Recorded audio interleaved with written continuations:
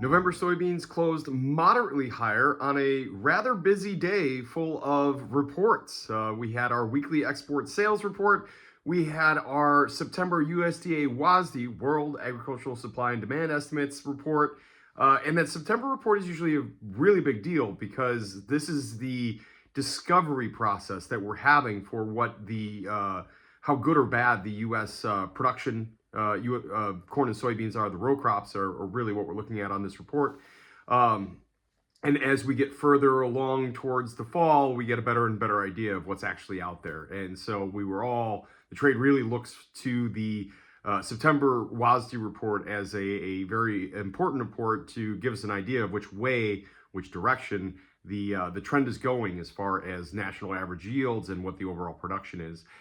And that September USDA WASDE report on Thursday was less bearish than expectations. The national average soybean yield, which is how many bushels you get per acre, was left unchanged from the August report at 53.2. This is significant because the September report is done in a different way than the August report is. August is done via satellite and farmer survey. In September, the USDA adds in their own test plots, which they have a lot of. So there's actual empirical data or physical data for them to use in this yield estimate. So it's actually kind of interesting that it came out unchanged from August, but either way, it stands at a 53.2, which is a rather large national average yield. The new crop ending stocks came out at 550 million bushels.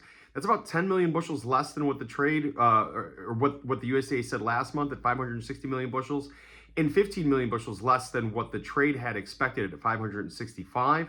So not tremendously bullish, but better than expected. And part of the reason why I think soybeans closed higher on the day. We also had weekly export sales, which were rather good for what was a holiday week at 1.474 million metric tons. The trade had been expecting somewhere between 900,000 and 1.6 million metric tons. So again, towards the high end. Going forward, we'll be watching weather for the U.S. harvest, but also now we're looking down for the beginning of planting in Brazil and South America. So lots going on with the soybean market. Everybody stay tuned. Have a wonderful day and stay safe.